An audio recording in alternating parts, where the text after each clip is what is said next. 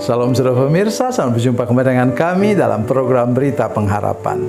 Saudara pemirsa, hari ini saya mengajak kita untuk melepaskan semua kutuk dari hidup kita. Kutuk itu namanya iri hati, dengki, dan cemburu, akar pahit, luka batin, dan dendam. Dalam nama Yesus, kita bisa melepaskannya. Mari kita berdoa sebelum kita lebih jauh mendengarkan firman Tuhan ini. Bapa, dalam nama Yesus, terima kasih untuk janji Tuhan kepada kami bahwa Engkaulah yang berkuasa untuk melepaskan kami dari semua kutuk, akar pahit, luka batin, dan dendam, iri hati, dengki, dan cemburu dalam hidup kami, supaya kami dapat mengalami hati yang penuh dengan sukacita, damai sejahtera, dan dapat menjalani hidup ini dengan lempang. Terima kasih Tuhan, dalam nama Yesus, haleluya, amin. Saudara pemirsa, mari kita baca Alkitab kita dari Perjanjian Lama, Kitab Rut. Rut itu sebelum 1 Samuel, ya, sesudah hakim-hakim, namanya Rut. Ya, Kitab Rut pasal 1 ayat yang ke-20. Demikian kata firman Tuhan. Namun ia berkata kepada mereka, "Jangan panggil aku Naomi, panggil aku Mara, sebab yang Maha Kuasa telah membuat hidupku pahit sekali." Amin. Naomi artinya cantik dan anggun, dan saya yakin bahwa memang dia seperti itu. Apalagi dia dari kaum bangsawan Yehuda. Ya, saudara sekalian, dia atas kemauan sendiri dan suaminya, mereka pergi mengungsi ke Moab ketika tanah Yehuda, tanah Israel, tanah Bethlehem itu yang terkenal sebagai tempat yang subur, makmur, kemudian kena bencana paceklik, bencana kelaparan. Maka mereka dengan kemauan sendiri mengungsi ke Moab. Ya, itu Moab itu di sebelah timur dari itu Israel, sebelah timur.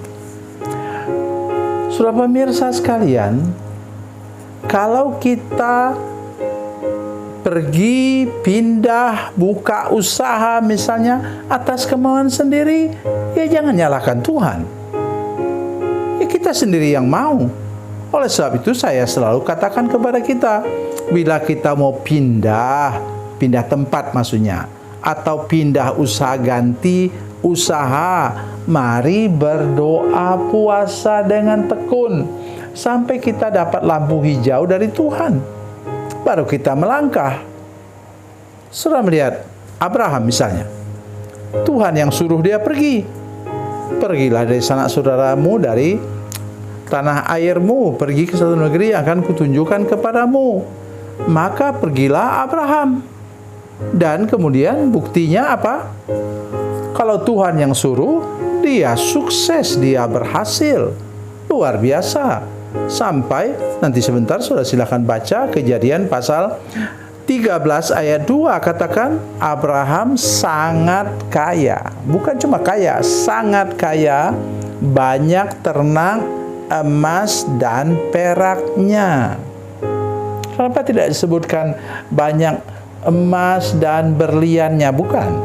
Karena yang dibuat uang, koin, uang itu adalah yang paling tinggi emas, yang lebih rendah lagi, misalnya dinar itu terbuat daripada perak.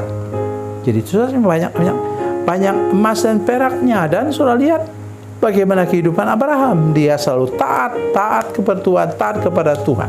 Itu yang membuat dia berhasil. Nah, kembali lagi kepada tadi apa kata Naomi. Namun ia berkata kepada mereka, "Jangan panggil aku Naomi, panggil aku Mara, sebab," ini dia, "sebab yang Maha Kuasa telah membuat hidupku pahit sekali." Mara dalam bahasa Ibrani memang artinya pahit. Saudara pemirsa, bikin salah sendiri, kacau sendiri, ujung-ujungnya nyalakan Tuhan. Itulah yang umum kita lakukan.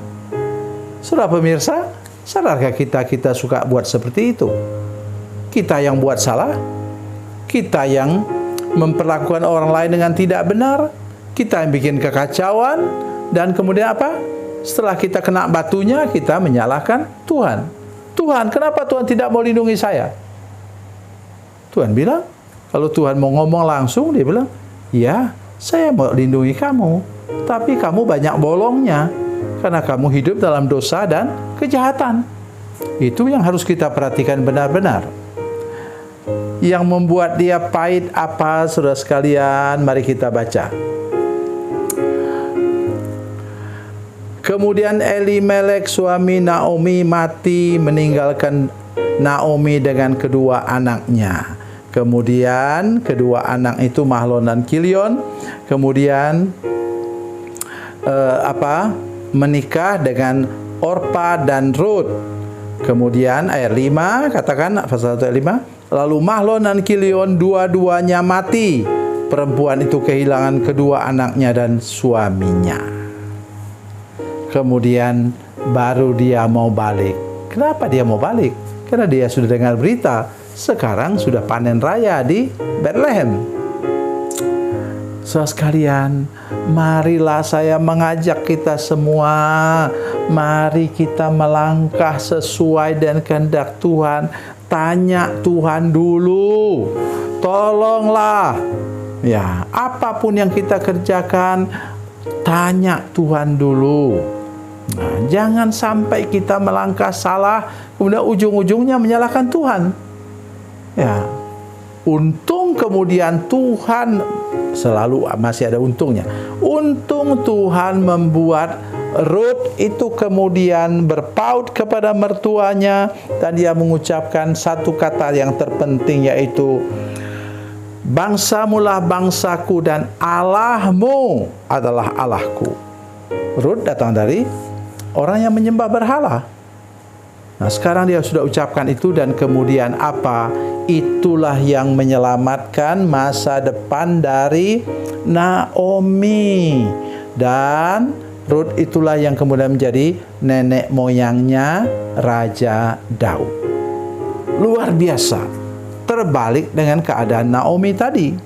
Tetapi oleh anugerah Tuhan, Rut menjadi penyelamat keluarganya dan dia masih bisa menikmati hidup sampai hari tuanya dengan sukacita karena ada menantu yang mengurus hidupnya sampai dia mengakhiri perjalanan.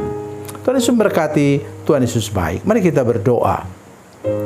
Bapa, dalam nama Yesus kami mengucap syukur untuk firman Tuhan yang menjadi tanda awas bagi kami supaya kami jangan sampai melangkah salah dan akhirnya kehilangan segala-galanya. Lindungi kami supaya kami tidak menyimpan akar pahit, luka batin dan dendam juga kepada Tuhan, karena Tuhan selalu baik kepada kami. Dalam nama Yesus, haleluya, amin.